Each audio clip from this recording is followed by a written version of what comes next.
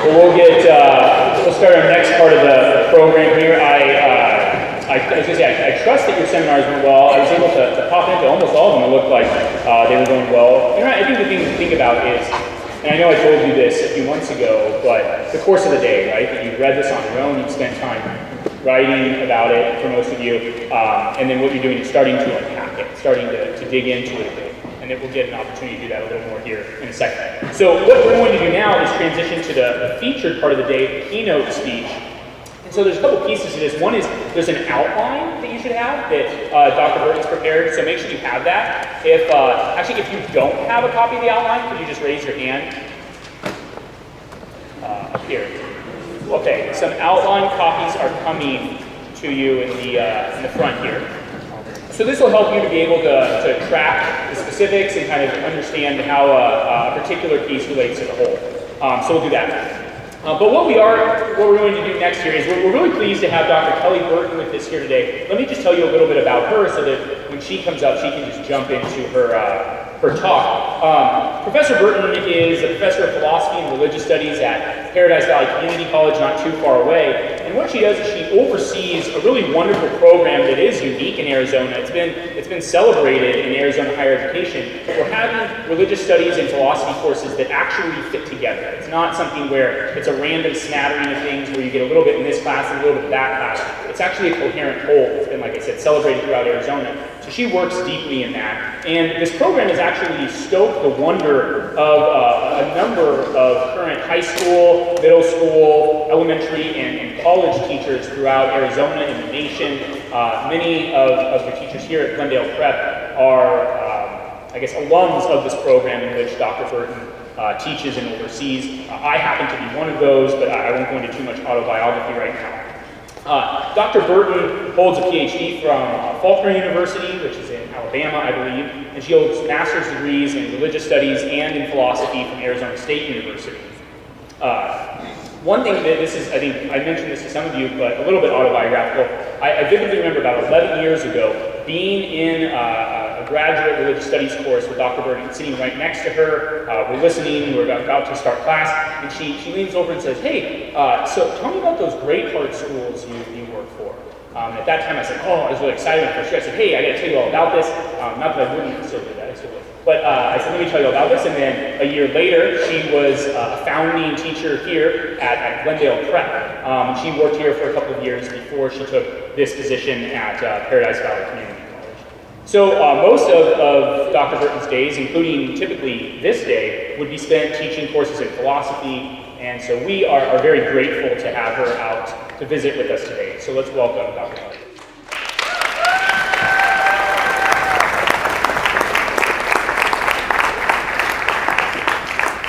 Thank you. Good morning. I would like you to use the outline. I made this so you can do a number of things. One, follow along with the talk. I don't usually give talks. I usually do seminar discussions like you're used to. So it's new for me to just stand up here and talk for minutes on end. So this is for you to follow along, and it's for you to take notes. And one of the things I'm going to be doing is giving a lot of definitions. And you know how Socrates is with definitions, they're very important. And I would also like you to use the paper to write down questions for later, because that's going to be the best part, is the question and answer period. So I would like you to think hard and deeply about what you want to ask, and it could be about any of the readings you've done, or what we talk about today. But I want to start with this. With a show of hands, how many of you believe that nobody can really know anything for sure? Oh, it's less than I thought. I thought it would be everybody. Nobody can really know anything for sure. So let me ask this question. How many of you think we can know things for sure? We could be certain about things. Oh, this is hopeful. You made my day. Please come and take philosophy classes with me when you're in college, because my students don't usually think that we could know things for sure. All right, so my talk today is about the problem of skepticism and what we can learn from Socrates in addressing skepticism. So first, let's start with some definitions. What is skepticism? Skepticism in philosophy is usually the position that says knowledge is not possible. We can't really know for sure. This is different than being skeptical, where being skeptical is probably a healthy thing.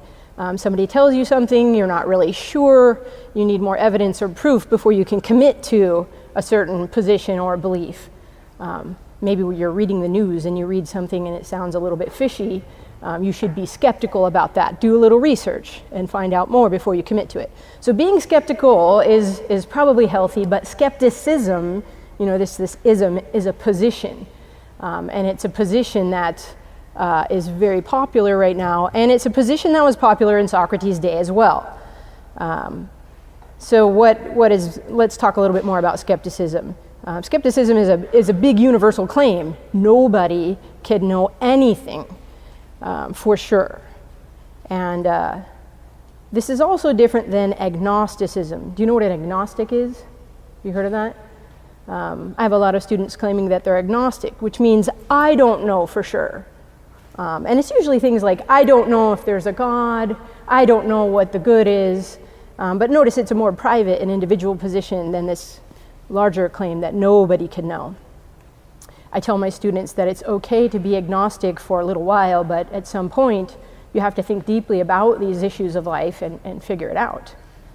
Make a commitment somewhere. And so skepticism is usually about things like what is true, capital T true. Big T true is like universal truth. And what is the good? Big G good, not just like what's good for you is good for you, what's good for me is good for me. We're looking for what is good for all humans. Is that possible? There's a religious version of skepticism called fideism. Have you heard of that word before? Fideism? It's like faithism. It's like belief without proof.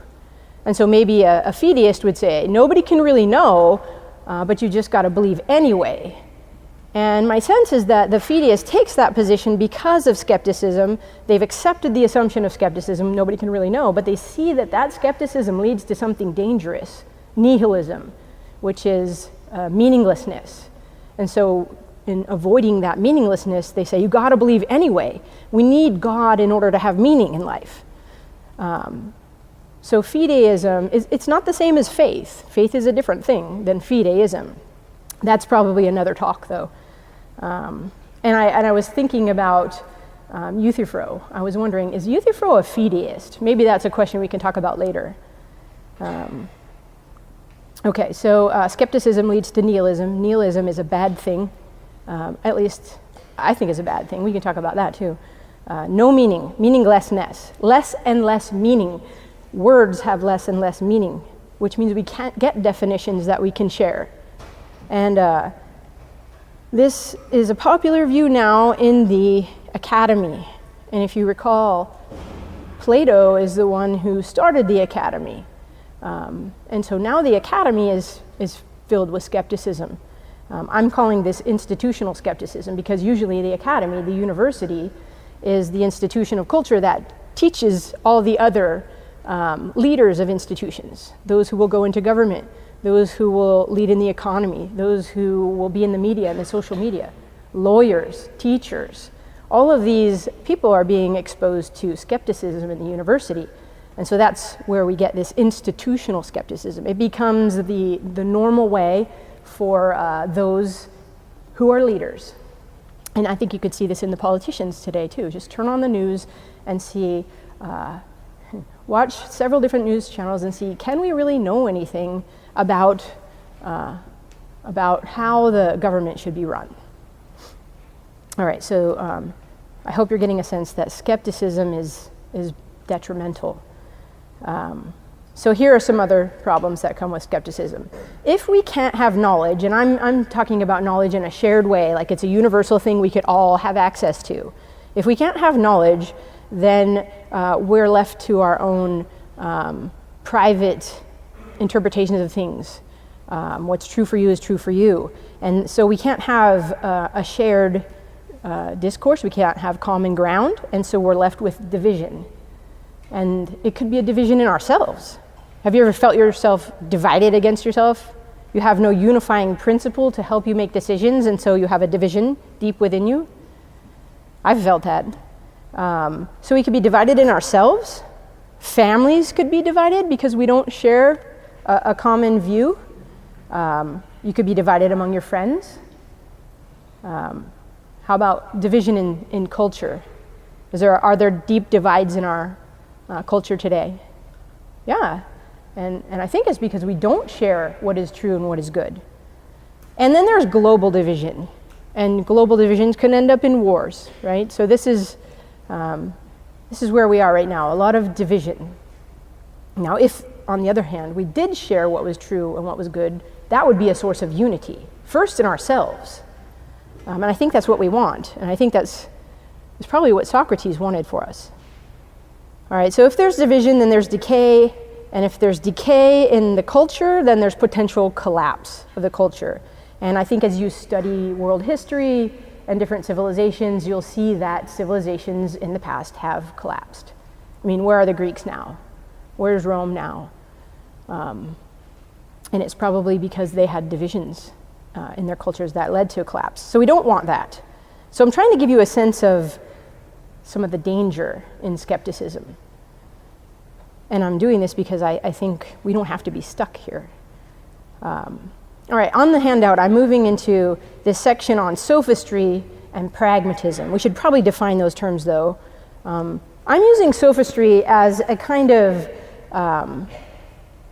skeptical, pragmatic use of rhetoric to persuade people to get what we want when we can't seek agreement on other terms like knowledge.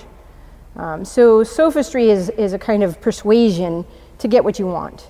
And then pragmatism is it's something we fall into when we don't know how to make a decision. We just say, let's just do what works. So pragmatism is the position, just do what works. Now there's a problem with doing what works. Works for what purpose? So we need a goal for something to work. And so that pushes us back to the question about the good. So we have lesser goals, like I want to do well in my class, so I should probably study. But why do you want to do well in class? Because I want to get a good GPA. Why? So I can go to college. Why? So I could get a good job and make money.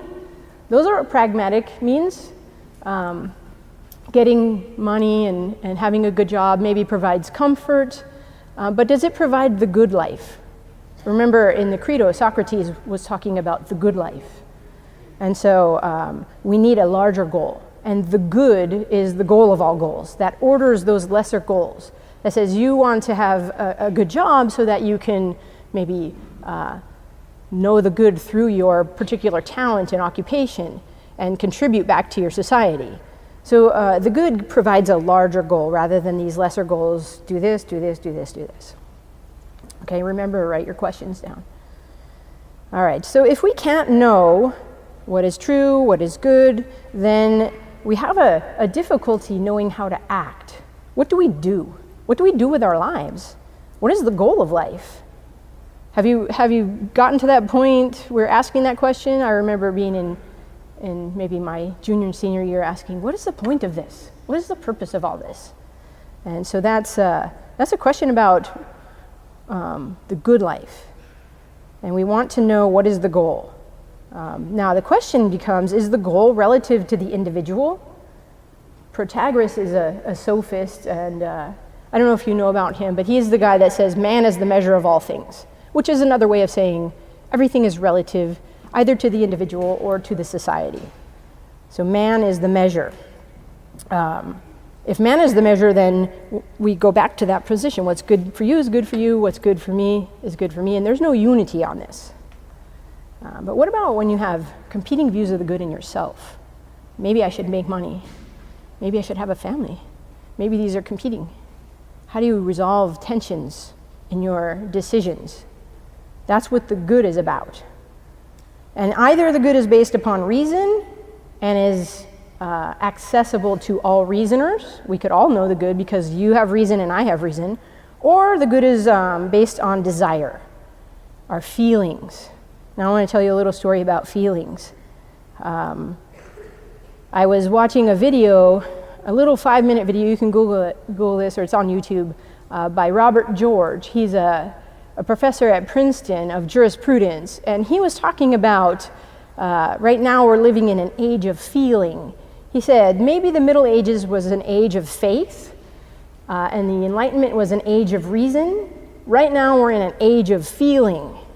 And I think if you think about that for a little while, you'll see that things like social justice, shaming, the quest for safe spaces on campus, or campus protests, all kind of show us these are because people are protecting their feelings, they're defending themselves. This feels bad, I need a safe space.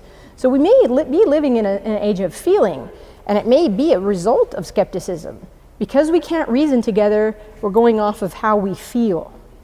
Now think about that. You can disagree with me. I actually invite you to disagree with me during the question and answer period.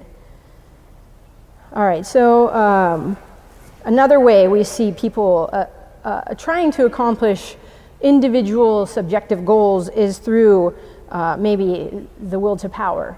Maybe if I can't get my way, I can bring a lawsuit and get my way through the courts. This is a kind of use of power to get your way. Maybe you've learned about informal fallacies. People use the appeal to fear to get their way. This was used against Socrates. Stop doing philosophy or die, right? That was an appeal to fear, a big one. I hope we never have to face that kind of appeal to fear.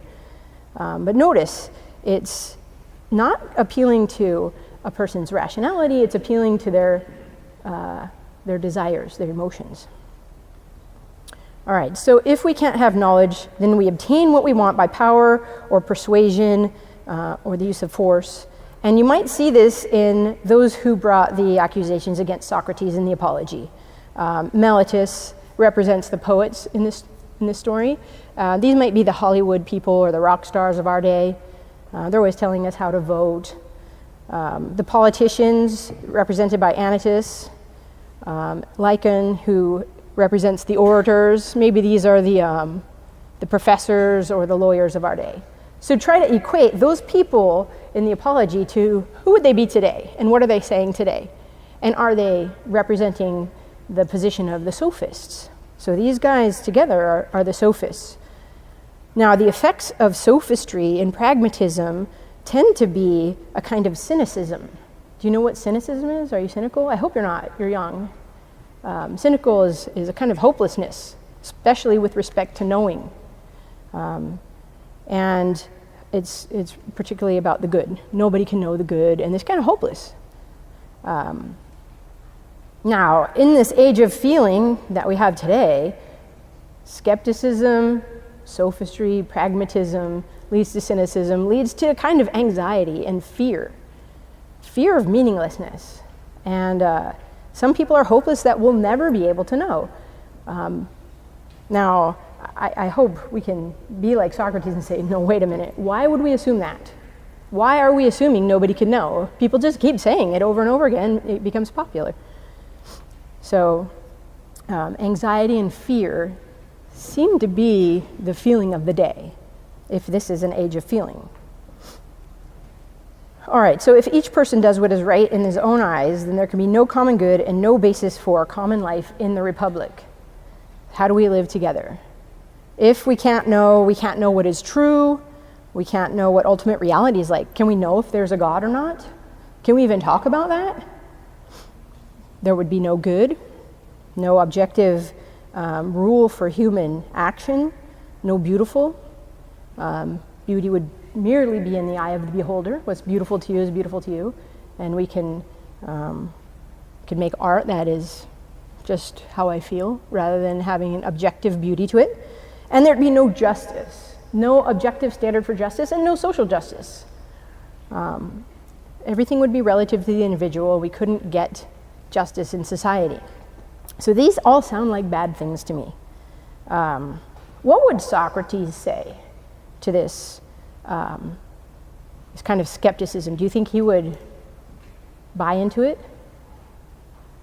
No way.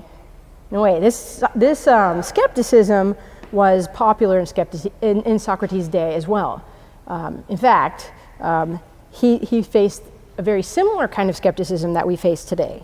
So I'm going to propose that first we learn who is Socrates and how did he combat skepticism in his day, and what can we learn from him so that we too can combat skepticism in our own day, so we don't have to get stuck in this cynicism, this hopelessness. All right, so I'm going to do a little background on Socrates. You might know this, but and maybe I leave something out. You could remind me during the question and answer period.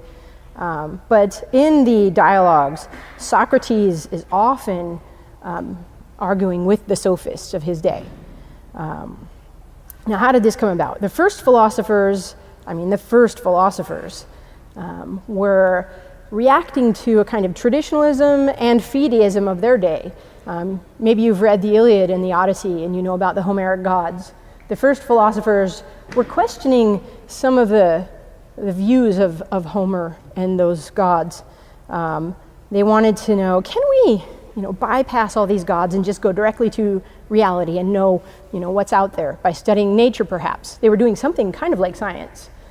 Thales is the first philosopher, and he came up with this view that all that exists is material, and this material is water, and it's eternal. It's the only thing there is. Now, I think some of his friends later on were like, are you sure it's water? Because what about dryness? And they ran into some problems. But what he started was something new. He said, hey, why don't we use our senses to know reality? Let's observe and try to figure out what it is we're observing. So that's a position that is called empiricism. All that we could know is through our senses. Now, the thing they got into trouble with was, okay, if everything is matter, is it always changing or is it permanent? It looks like it's always changing, but maybe that's an illusion. Is there just one thing, like all is one, all is water, or are there many different things, many particular things? And so they had these dichotomies and they were stuck. And so what happens when you can't really know what reality is like and you can't really know if your senses are trustworthy? Skepticism. And so that's where the sophists come in. The sophists were like, okay, philosophers aren't really getting us to knowledge. We got to get stuff done. So maybe we should just do practical things. Maybe we should learn the art of persuasion. And so Protagoras is one of the first sophists. He's the father of rhetoric, which is using the art of persuasion. And they were using the art of persuasion to teach people to be politicians and lawyers primarily. All right, so the views that some of these early philosophers held here, and that Protagoras, particularly in the dialogue called the Theaetetus, this is my favorite dialogue. I hope you get to read it one day in your life. This is the dialogue where Socrates takes on skepticism directly. In this dialogue, the sophist Protagoras is portrayed as holding the view that all is flux. Everything is changing and constantly in motion, and so we can't really know it. Nothing is permanent. And there's a character named Theaetetus in this dialogue. He is the student of Protagoras. And Theaetetus is taking on that position of Protagoras to see if Socrates can knock it down. And they're looking for the definition of knowledge. And Theaetetus tells Socrates that knowledge is perception. Now think about that. We say that today, right? Knowledge is perception. This could either be your interpretation perception or what you see with your senses. And so Socrates addresses that position that all of our knowledge is through the senses and it's perception. Protagoras also is portrayed as holding this view, man as the measure, which is the view that ethics and the good are relative to either the individual or to society, but it's not objective for all humans. Now, Protagoras is the exemplar of the sophists.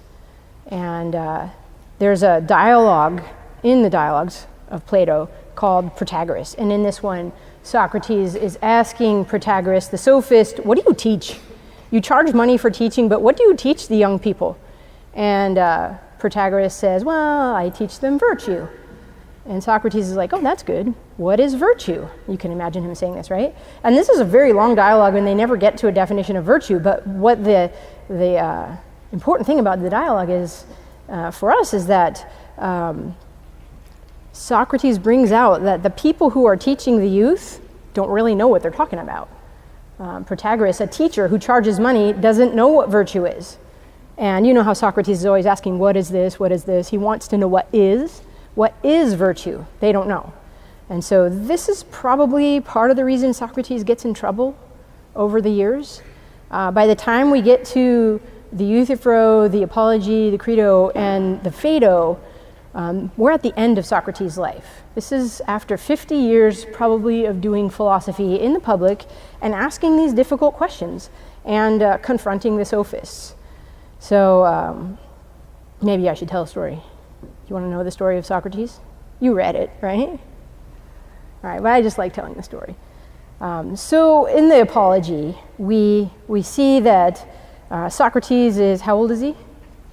70, right? He's old.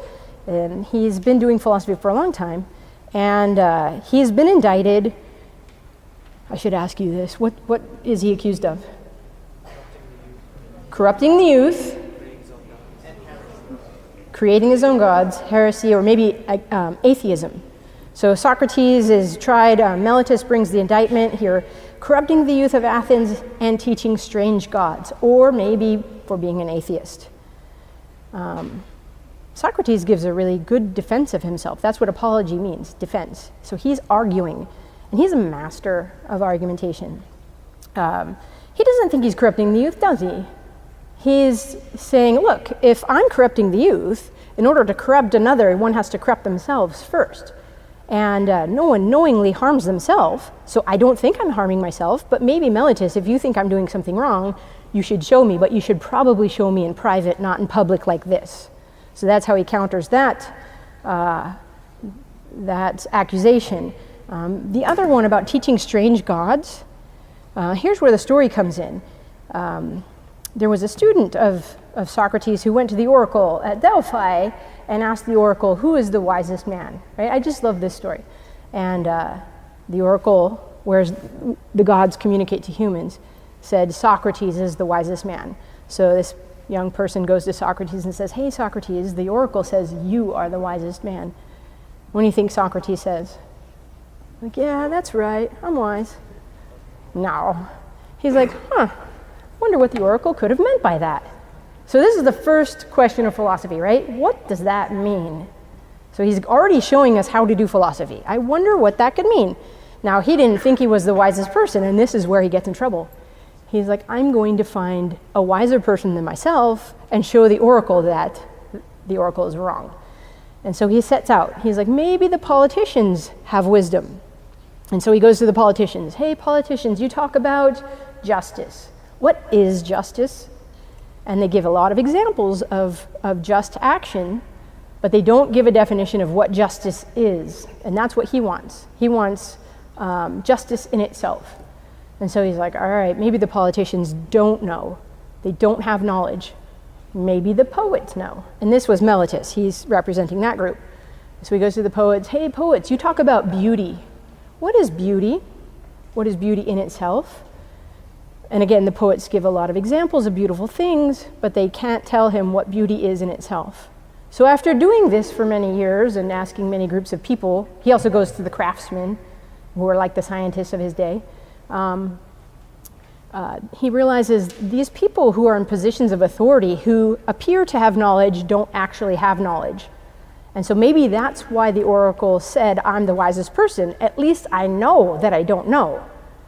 Now let's say that's the beginning of wisdom, because I don't think at this point Socrates would say, therefore knowledge is not possible.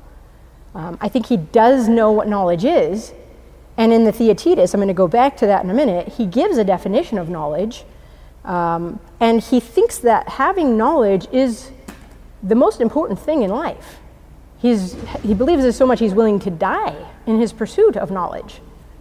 So I don't think we can say he is corrupting the youth. I don't think we can say he's teaching strange gods, because the oracle was the one who said he's the wisest, and I think he believes the gods have sent him on this mission to pursue philosophy and to help the Athenians, who have become comfortable in their skepticism, I'll say. So I don't think he's teaching strange gods. What about atheism? No, he says, well, I believe in the gods. Maybe he has spoken against the poets who represent the gods in an immoral way. So it seems like he has countered these accusations well. And they find him guilty. The jury is 500 people, and 280 of those, which is the majority, have found him guilty.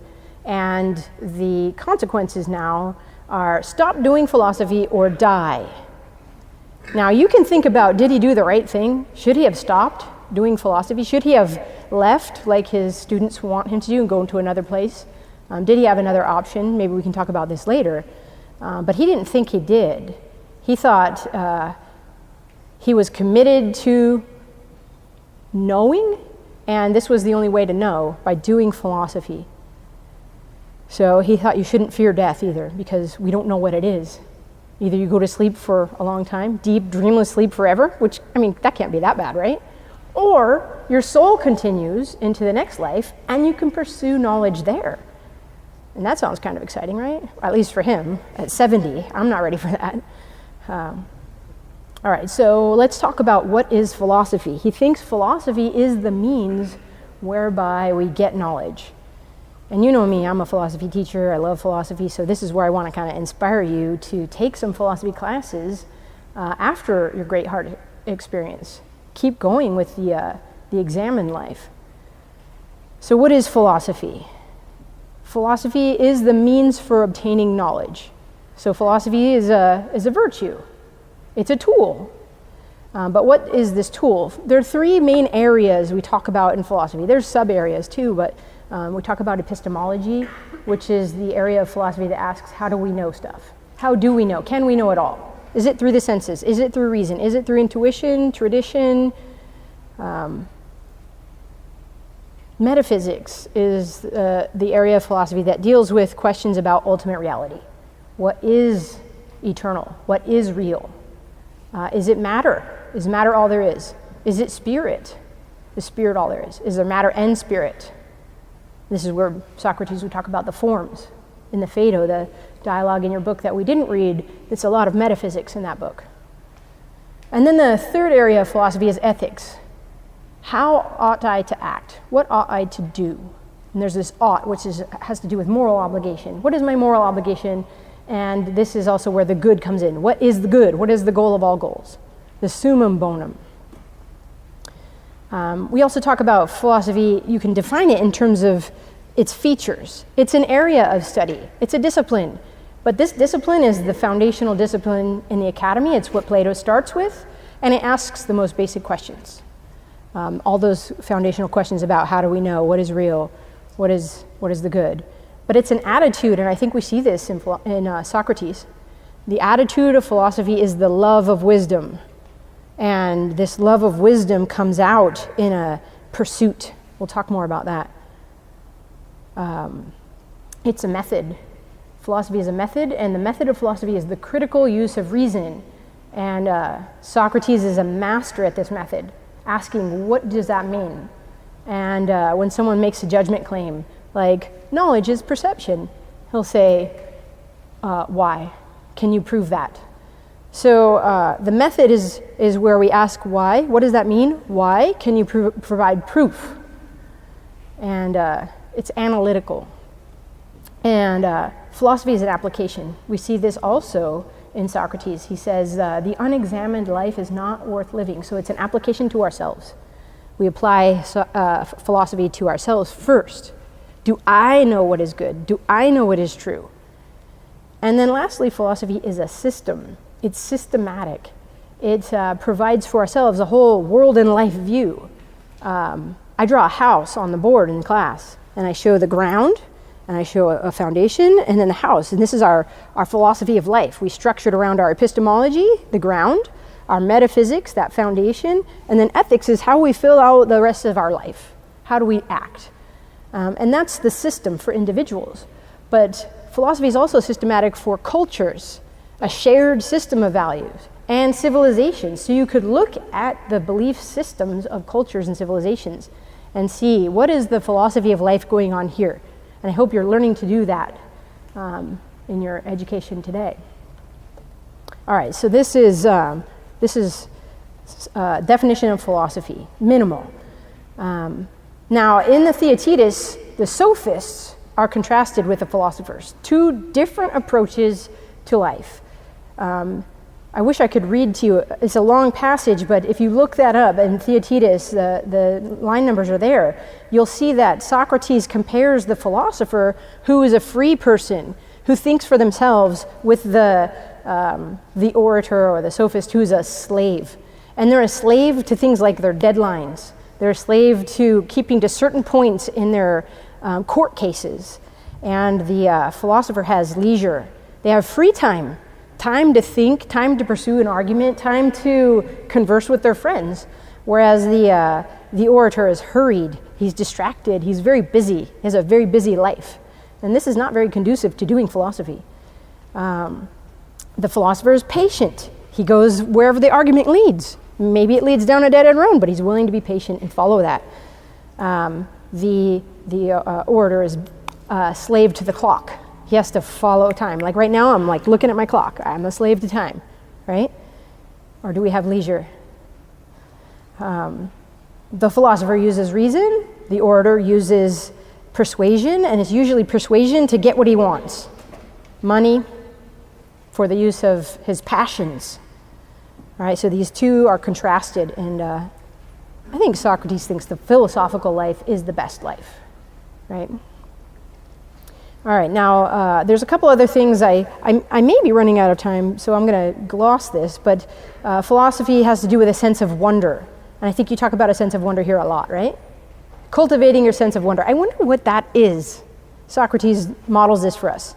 In the Symposium, a dialogue, Socrates talks about eros, that almost like you have to be in love with philosophy, like in love with philosophy, like passionately in love. And you have to pursue it as if this was your significant other. So he does this, he models this for us, that there's a kind of eros, romantic love, passion. It seems like if this is the most important thing in life, you should go after it with passion, right? The things that Socrates is pursuing are the true, the good, and the beautiful, and justice. And these are objective realities for him. They're not just, his own opinion. And then lastly, Socrates thinks that if we do philosophy in our private life, this will lead to the good life. And you can see this in Credo. I put the line numbers there. This is the good life for the individual, but if we pursue philosophy in the public sphere, this will lead to the common good for the state. And that's what the dialogue, The Republic, is about, the good for the state. All right, now, that should give you a sense of what philosophy is and Socrates' pursuit of it. Now I want to just briefly talk about what we can learn from Socrates in the context of our contemporary skepticism. How do we apply this stuff to today, and particularly to the skepticism of today? First, we learn from Socrates that empiricism, the view that all that we could know is through the senses, always leads to skepticism. And that's because what appears to me is based on my sensations, which are individual to me. I can't share that with you. And I can't even be sure that my senses are delivering what is accurate. So it always leads to skepticism. So maybe we should check our empiricism. Maybe there's an alternative. Secondly, knowledge, and this is from the Theaetetus, is a true belief tied down with a logos or a reason or an account. So the way we get knowledge is through giving reasons. And we want reasons that will stand the test of Socrates' reductio ad absurdum arguments. This is a definition that he can't reduce to absurdity. So reason is the method for knowing in the Theaetetus versus knowledge is perception. He thinks that knowledge is possible. I think we should take encouragement from this. Here's a guy in the history of humanity that inspired many, many, many philosophers that thinks knowledge is possible. And I'll be the crazy Socrates in your life. I think he's right. I think knowledge is possible. And I think it's through reason. And this is against skepticism, it's against agnosticism, and it's against fideism, all of which say we really can't know. How do we get knowledge? Through conversation, through community, by grasping meaning, by giving definitions, by giving arguments, and sharing those until we go, that makes sense. I can't find a way around that. That's nailed down, and let's see if it tests the time. Let's put others into this conversation and see if they agree with us. All right, so we can learn from Socrates to use maybe you should study him as a model. He uses the reductio ad absurdum, which is proof by elimination of the contradictory position, and he does this like a master.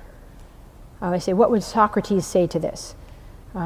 We should cultivate a sense of wonder, an eros for the good. We should exchange reasons in dialogue. The Socratic method, that's what we do here, right? And test them.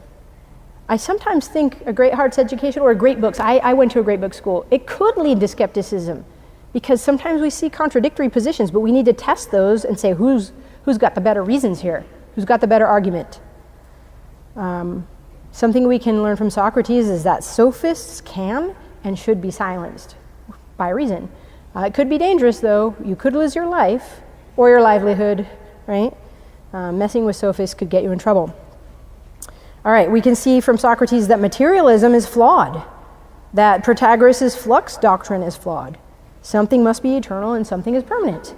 He argues all of these things in the Theaetetus. Something non-material exists. Now, I want you to be cautious here because Socrates would say the non-material thing is the forms, the permanent forms. He doesn't quite provide an argument for the forms. He gives us a myth, a story. So we might have to use Socrates' method on Socrates' positions, and that's okay. Sometimes Socrates doesn't give an argument. Just be cautious. Use reason as your guide. We could learn from Socrates that if we fail to know what is eternal or real or true, leads to skepticism, and we'll end up like the sophists. In ethics, we could learn that knowledge of what is true leads to knowledge of what is good, and knowledge of what is true is based on what is, or the nature of things. And the knowledge of human nature leads to the knowledge of what is good for humans. So if you know what a human is, you could know what is good for a human, and you could know what is bad for a human, what is harmful to humans. Now, if that's the case, would the good for you be the same as the good for me? Think about that. The good is the source of unity and the basis of community. So if we shared the good in common, what would that look like? All right, lastly, here are some virtues I want to talk about that we can learn from Socrates. If we study his method and his life, we'll see that these are a means to the good life. The first is the use of reason. And the use of reason should lead our emotions and our will.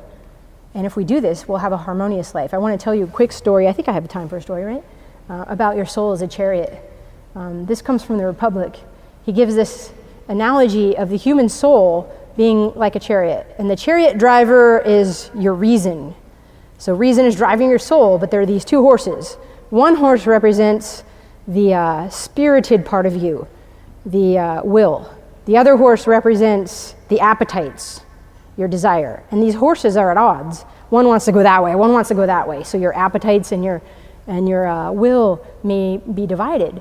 And so a harmonious life is represented by the chariot driver having the virtue of wisdom and guiding these two horses by the virtue of temperance and the virtue of courage. I think I got that backwards. Temperance is over here, courage is over here. And if you do this and you'll lead a harmonious life, your soul will be harmonious. You won't be divided in yourself. And so he uses that also for the state. The state has these three divisions. I'll let you talk about that one day. So your soul is a chariot. I hope you'll take that with you because I want you to have a united soul, not a divided soul. The virtue of love. If we love the good, we'll pursue it for ourselves, we'll pursue it for our neighbors, we'll pursue it for our fellow citizens, we'll pursue it with our friends. Friendship is the highest relationship according to Socrates and Plato and Aristotle. Friendship is a mutual commitment to the good. So friendship is united by a view of the good, and that comes from love of the good. Socrates shows us the virtue of wonder, or openness to truth and being teachable to the truth. He teaches us self-examination. The unexamined life is not worth living, he says. So do I know what is true, good, and beautiful? He teaches us about humility. We're going to need a lot of humility, right? Being teachable and knowing that we don't yet know as we ought to. Socrates had this when the oracle said, "You're the wisest man."